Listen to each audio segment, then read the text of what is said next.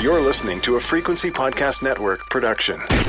The Brock and Dalby Podcast. This is the Brock and Dalby Podcast. Welcome to Wednesday. My name is Brock. I'm Dalby. All right, let's talk about it. Mark Carney and Donald Trump got together, had a little meeting, and the whole 51st state thing did get brought up, and here's what Carney had to say. As you know from real estate, there are some places that are never for sale. That's true. We're sitting in one right now, Buckingham Palace that you visited as well. That's true. And having met with the owners of Canada over the course of the campaign last several months, it's not for sale, won't be for sale ever. I do like the fact that he said he talked to the owners of Canada, talking about the people. Right. But then right after Donald Trump said this shit. But never say never. Never say never.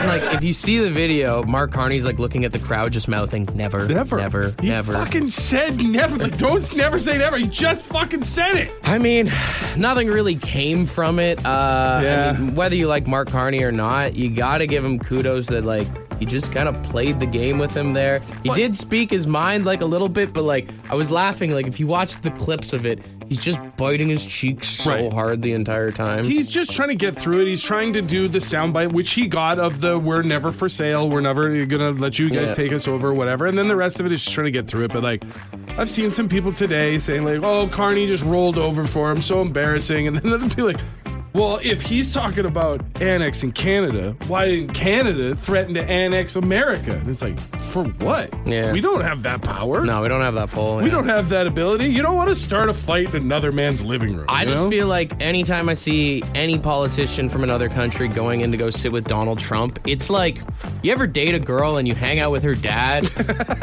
Yeah. And you're just I can't win here, man. She's gone to freshen up, or she's helping mom in the kitchen or something like that. The two of you are just stuck there, and he's just I don't fucking like you, just so you know. Yeah. You're just I'm going to go with whatever you're saying. Yeah. Yes, sir. You betcha, sir. The Brock and Dalby Podcast. The Brock and Dalby Podcast.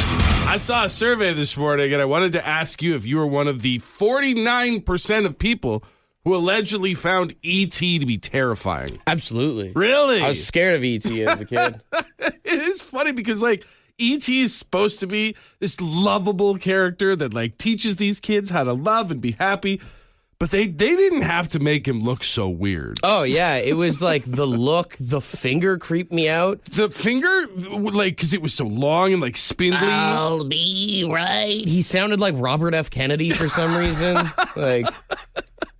According to this survey, 49% of people surveyed found him scary in some capacity. 11% straight up were just I had nightmares about E.T., and I was just yeah, I get it. I don't think E.T. scared me, but it's one of those ones where I very much understood why people were scared of E.T. I think there's a lot of kids' movies growing up that freaked me out. E.T. was another one. Chitty Chitty Bang Bang with what is he? The child snatcher, the catcher, or whatever. Oh, yeah. That guy's terrifying, dude. Dude, I still, from time to time, will have a nightmare about the bush hunter from Jumanji. Just the way he would show up with that big-ass elephant gun that he had. I mean, at least he was a villain. Same with the one Chitty Chitty Bang Bang.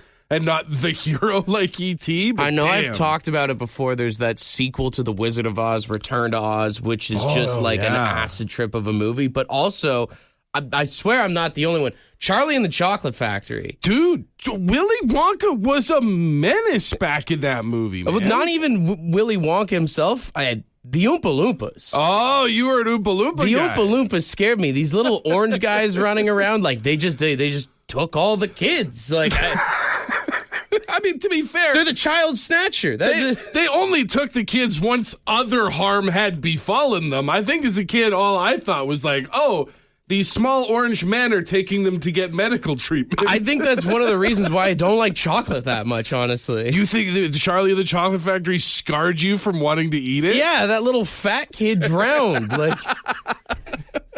we don't know that he drowned. We just know that he went under. We never saw him come back. There was a drainage system that he apparently They just sung a song and went on their merry way. The songs were a big part of the problem, to be honest. They made everything seem real chill when as a kid you were just Well, that woman's a blueberry now. The Brock and Dalby Podcast. What characters or movies that weren't supposed to be scary scared you when you were a kid? Dude, Dog from Back to the Future always gave me that kidnapper vibe. Oh, because of Dennis the Menace? Yeah. Yeah, Christopher Lloyd just sort of had a vibe to him of unhinged. And I just thought it was really unnecessary they had to yell all the time while he was there. That's true. Like when they're in the parking lot getting the DeLorean ready for the first time, he is just screaming at Marty the whole time. Like he knows what's going on with the plutonium and everything, but he never really calmly reassures Marty of what's going on. Exactly. It's like, okay, wait a minute. What were you doing before this, Doc? Why do we need to leave this timeline right now? Why are you so cool with him hooking up with his mom, too? Yeah. Again, he just gave a really creepy vibe. I 100% agree with you on that. Yeah, and Christopher Lloyd in Dennis the Menace was absolutely horrifying, although I'll say it was the next door neighbor. It was Mr. Wilson, Walter Matthau, that he gave me I was scared of him Creepy when I old was man. a kid. Well, because he was so angry all the time. Someone texted in and said the grasshoppers from A Bug's Life. Oh, yeah. Those are like very aggressive for a cartoon. There's probably kids out there that are terrified of grasshoppers because of that. I was more scared of ants. Yeah, I mean, obviously, I was older when it came out, but it was the animation style. Everything in ants freaked me out. True. It was creepy as hell. It was all drawn so weirdly. Someone texted and said when Donald Duck got angry, it would scare me. Oh, when he'd start doing the full spaz out. I've seen some stuff in here about Labyrinth. I've seen Dark Crystal, and I've also seen Gremlins, which just goes to show that the Jim Henson Company did everything they could to terrify you when you were a child. Oh, yeah. Those puppets, like whoever was designing those things was beyond control. It was the 80s. There was a lot of drugs going around. You got to remember that, right? Cocaine and puppet fur everywhere. The Brock and Dalby Podcast. It is Beatles week here on the station. We will have Let It Be on the Sunday Night Vinyl series with Howard Manshine. But since we were playing Let It Be, I figured we could let it bleep and censor out some Beatles songs this week. The kid's the segue kick. There's no argument about it. I won't hear otherwise. And some of these Beatles songs just do it to themselves. I mean, one of my favorites. I had my suspicions based on the outfits alone. You hear stories of when people spend too much time at sea, they go a little crazy, to do weird things, so it kind of makes sense, right? If the submarines are rocking, don't come a-knocking. Everybody knows the Beatles song, A Hard Day's Night. It's been a hard day's night, and I've been like a dog. There it is. Yeah. What about She Loves You? That one, very easy to make dirty.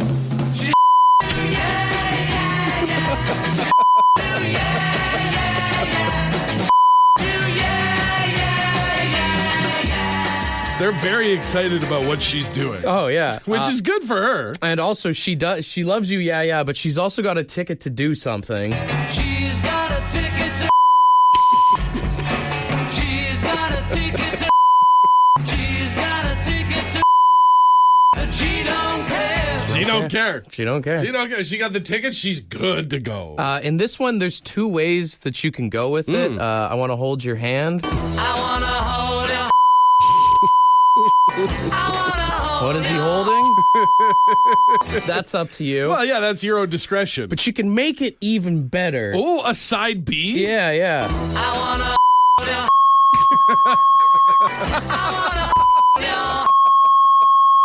Oh, my God. As she said, it's so long.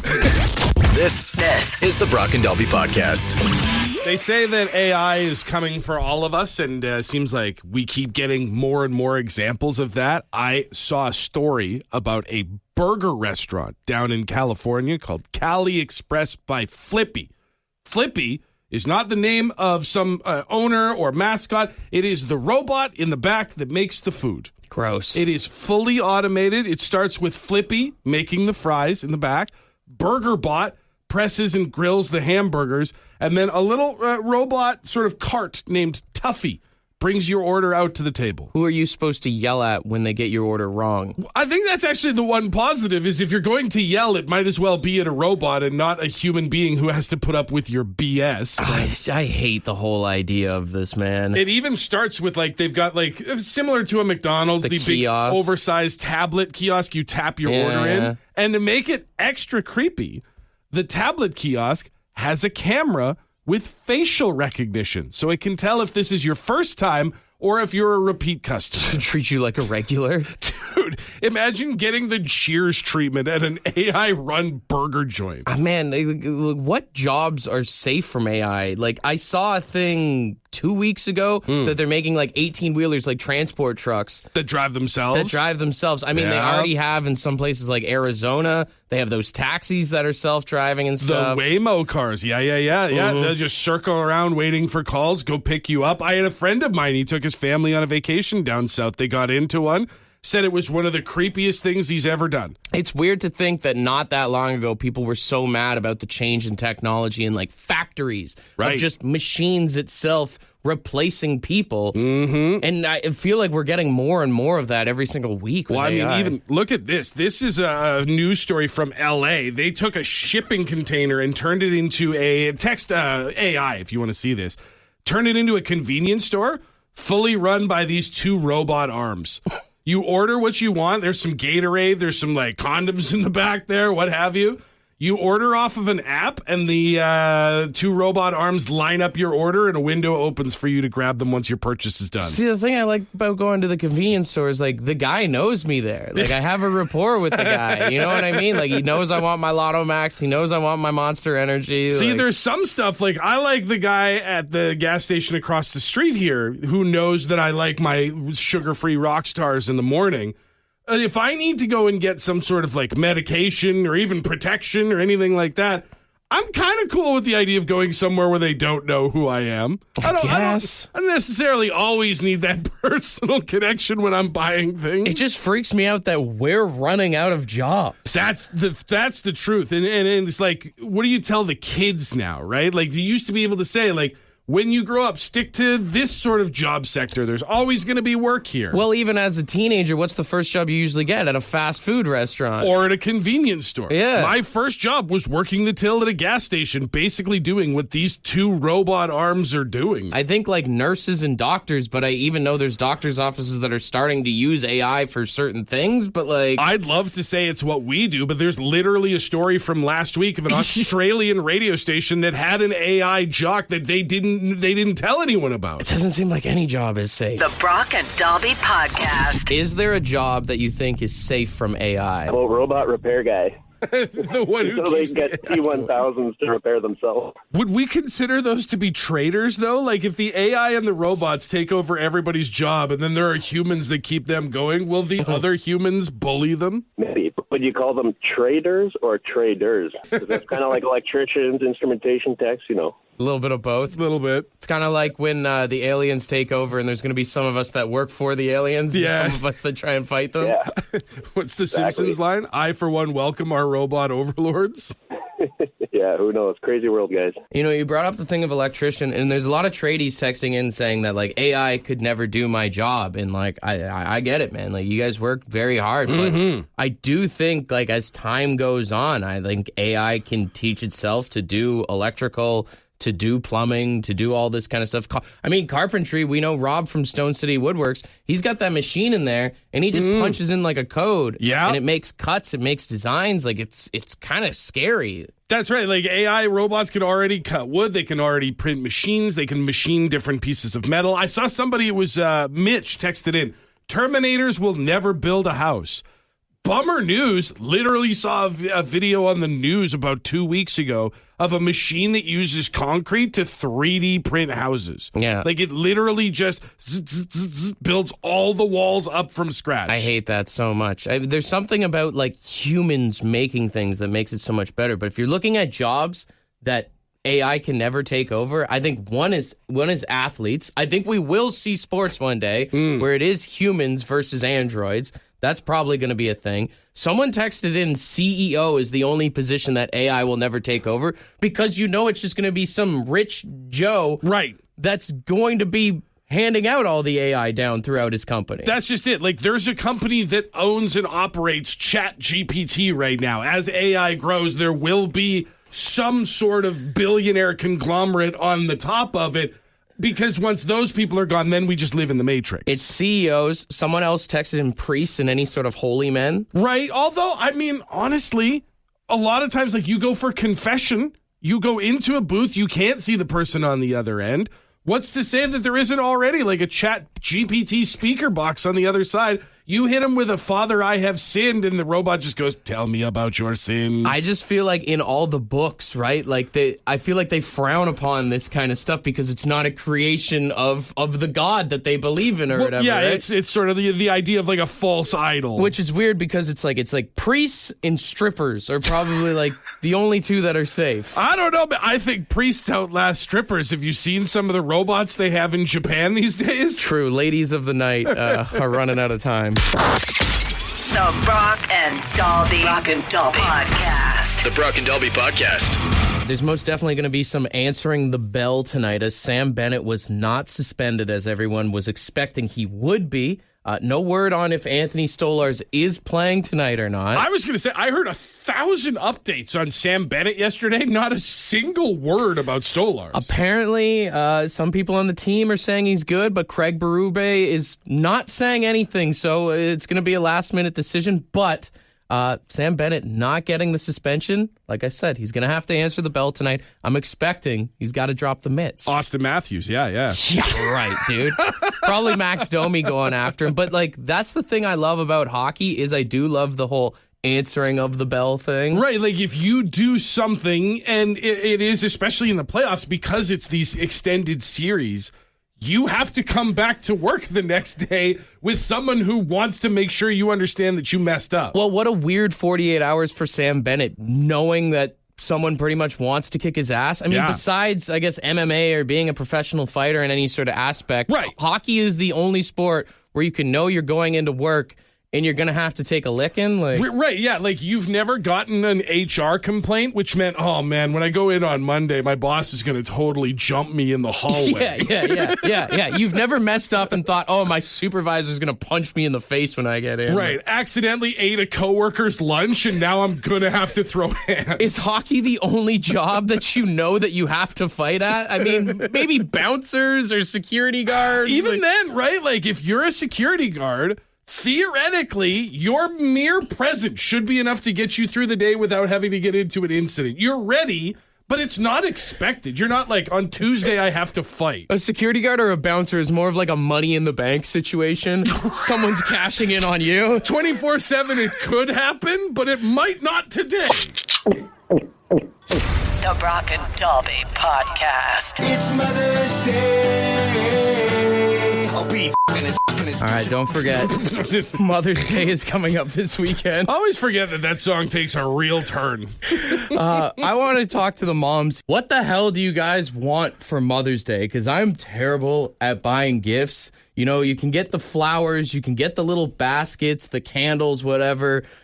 But I feel like, is that actually what moms want? Well, it's kind of like with Father's Day and like, oh, get your dad a tie or some socks, or like there's all these like weird basic stereotypes that people think of for Mother's and Father's Day. Yeah. That I feel like mom doesn't really need a bottle of perfume. You know, mom's probably already got one that she likes. Yeah, we have these cheap cop-out gifts. I mean, even like at Christmas time, I put a little photo thing together for my mom. So I can't do that now. I gotta do something else. You blew that one already. You gotta wait till next year. There's like I said, those baskets of like lotion, shampoos, and soap. But like one thing I've learned from Courtney is like, every lady kind of has their specifics to what they like for that stuff, and you're probably buying the cheapest crap. And then, because then the alternative is like, okay, so I'm not going to just buy a random brand that she might not like, but is it poor taste to get a gift card of like, you go get your own thing? Gift card always feels lazy. Feels really impersonal. 762-555. Moms, let us know this morning. What do you actually want for Mother's Day? Oh, perfect. Someone's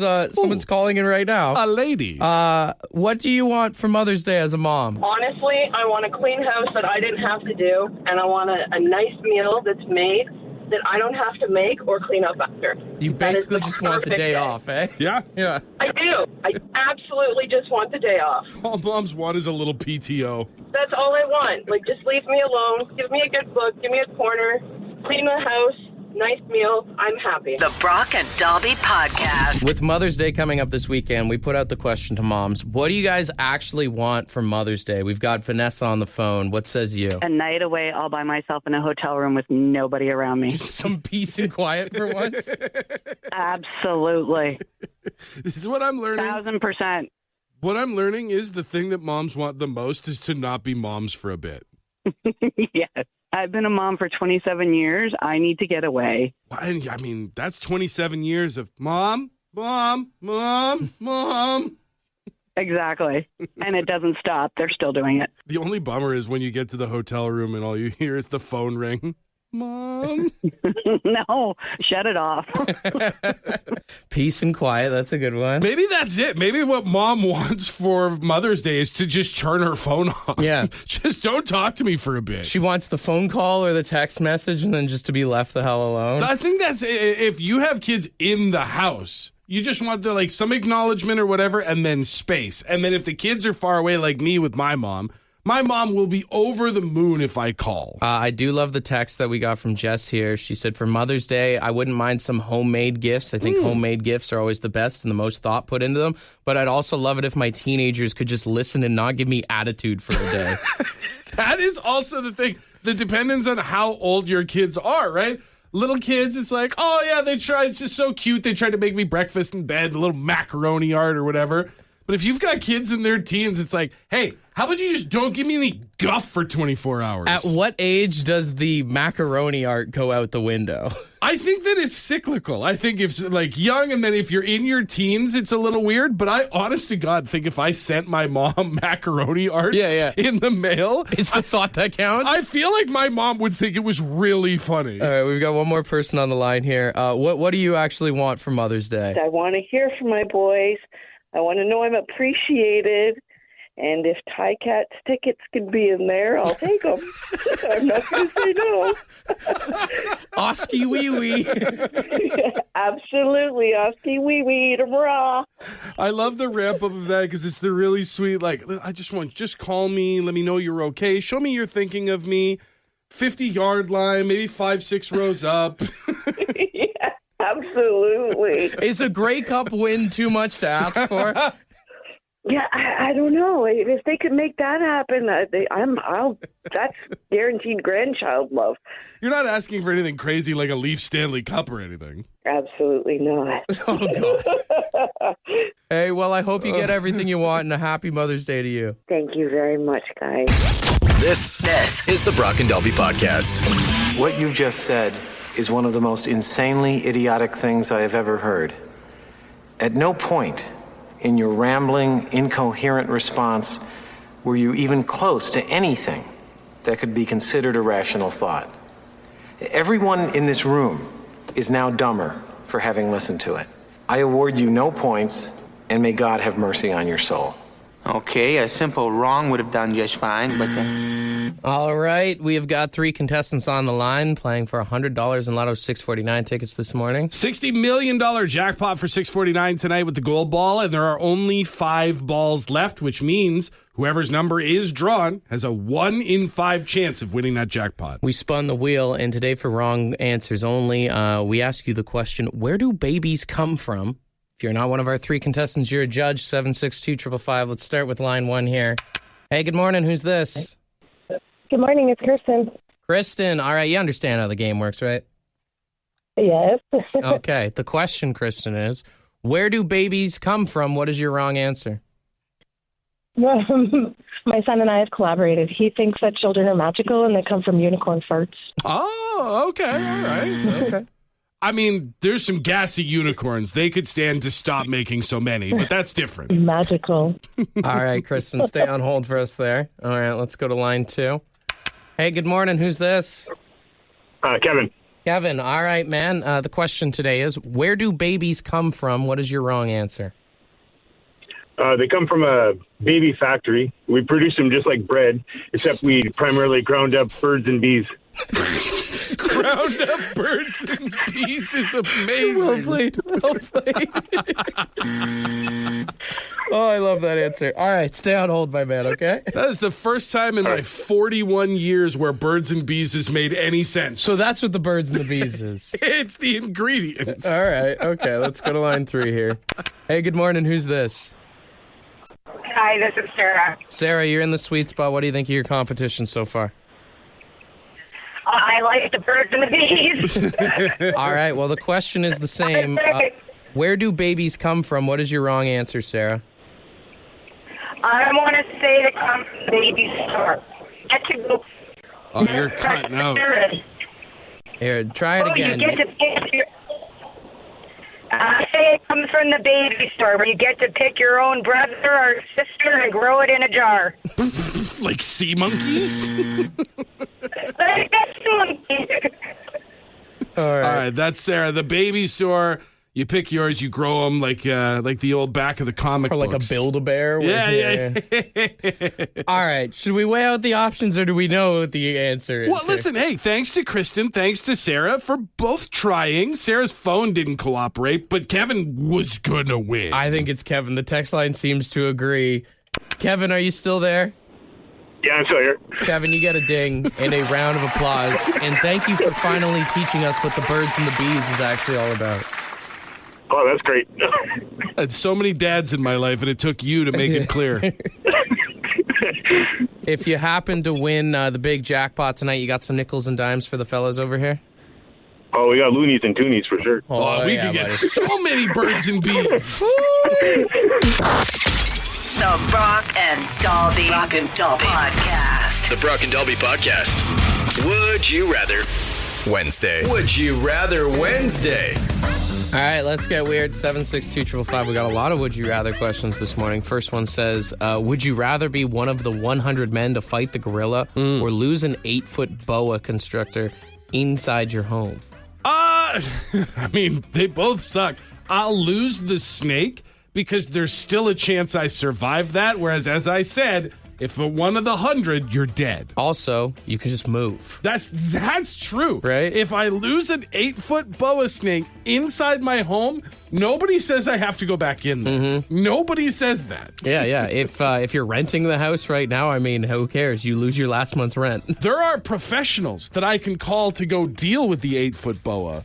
If I'm fighting a gorilla, the only professional I can call is an undertaker. Another one here says, would you rather live next to a sewage plant or live with a chain smoker? I think you got to pick the chain smoker on that. Yeah, I mean, I get what they're saying. Like, you know, living with a smoker, if you're a non-smoker, like there's always the smell It's and gross, the grime. yeah. It's gross. But living next to a sewage plant, there's nothing you can do. And I think like resale value, I mean, I know if you're talking about them smoking inside, yes, it's going to damage the walls and stuff, but living next to the sewage plant, I think that's tougher to sell than being like, hey, the walls are yellow because Buddy smokes darts all the time. That's just it. You can clean up after a smoker. It's not easy, but you can do it. You can't clean a sewage plant. Yeah. It's there. Yeah. It's part of the deal. Someone said, would you rather spend an entire day with an ex that you hated or spend an entire day with your worst enemy? I mean, for a lot of people, that's the same person. Yeah, so. I was going to say, do you have an enemy? I don't know if I have enemies. I don't think I have enemies. You know what I mean? Like, I'm sure there are people who dislike us because of like our show and stuff like that. But probably. I don't think I have any enemies. I hope I don't have any enemies. In my life, that's what's worse, having enemies or not knowing. Not knowing, and then you're written down in someone's book like the guy in Billy Madison. Like, that's a terrifying thought. Yeah, I guess maybe I'll take that one just so I can find out who my worst enemy is. Would you rather be a famous chef or a famous musician? Oh. I mean, that's tough because you can be a famous musician, but like, don't make a lot of money. Right. Versus if you're a famous chef, I mean, you usually do all right. You're working at a high-end restaurant at least. So. I think I'm going to take it the other way. I'm going to assume that if I'm a famous musician, I'm still having like I'm living a really great life. Sure. I'm still going to take famous chef because then I can go to the grocery store. I can go to the movie theater. You know what I mean? Like, unless you're friggin' Gordon Ramsay, you wouldn't recognize most chefs other than what's the Guy Fieri with the frosted tips. Although I feel like if you're a famous chef, then you wouldn't you wouldn't enjoy food as much as you usually do because you'd hold it to a higher standard. Like, there's no way Gordon Ramsay enjoys going to Mickey D's. Sure, but at the same time, I would then have enough money from my successful restaurant franchises to go do other things to fill that void. Sure. What's another one here? Would you rather be the best player on a losing team or the worst player on a winning team? Worst player on a winning team. Absolutely. Listen, at the end of the day, give me a championship ring and a fat contract. Yeah, it always blew my mind how Shane Doan just stayed with the Coyotes for forever. Yeah, that's just it. Like, hey, hometown discount. I love this city. All that stuff. That's great. I don't need to be the star. I don't need to be the Sidney Crosby if I can be a Penguin. You know what I mean? Yeah, if you get a ring at the end of the day, right? Call it a day. All right. Would you rather be a mosquito or a black fly? I don't do well with blood, so I don't think I could do the mosquito thing. Yeah. And I mean, that's just it. Is you're living on a short lifespan either way. People want to kill you no matter what. The black fly is harder to kill, though, because they get the chunk out of you, and you're like, where did it go? That's just it. Yeah, I feel like I would do black fly. Nobody likes a mosquito. Mm-hmm. And also, like, you're going to ruin the world one day. Yeah. You're just causing disease. All right, final one here. Would you rather have a time machine or a teleportation device? Oh, that's super easy. Teleportation device. 100%. There's nowhere in time I can go that I would be useful. Mm-hmm. I go back in time. I don't know how to do any of the things that we do now. I'm just a witch, right? I go to the future. I don't know what's going on. Now I'm a caveman. But if I could go to the grocery store without having to drive, that'd be pretty sick. Man, I wish I had a teleportation device when my parents used to argue when I was a kid. This is the Brock and Dalby Podcast. Ed's word of the day. Let's see what he's got. Good morning. Today's word is indomitable. Indomitable. INDOMITABLE. Indomitable. And it's unconquerable or invincible. I remember feeling like that once. Boy, was I mistaken. Yeah, those were the good old days, though. Anyways, that just about does it. Have a great one. Cheers her up. Most definitely some people, when they drink, they feel indomitable. Oh, absolutely. But I think Ed's right. I feel like you lose that indomitable spirit, that feeling as you get a little bit older. Like when I was in my 20s in college going to bars, honest to God, I felt like I was indomitable for everything. And now I look at the stairs I have to go up at the end of the day to get to my bed, and I go, ugh, not anymore. Feel very domitable. Very domitable in this situation. Hoping the Leafs can be indomitable in this series against the Florida Panthers. I mean, maybe if Stolarz had been a little more indomitable in Game 1, he'd still be there for Game 2, you know? We don't know yet. Well, I'm just saying. We don't know yet. I'm just saying. Indomitable. Use it wherever you can, and hopefully Stolarz is indomitable. Want to be a part of the podcast? Leave a message on the Bad Line. The Bad Line is the answering machine for the Brock and Dalby Show. To get the number, text the word BAD to 762-555. Thanks for listening to the Brock and Dalby Podcast.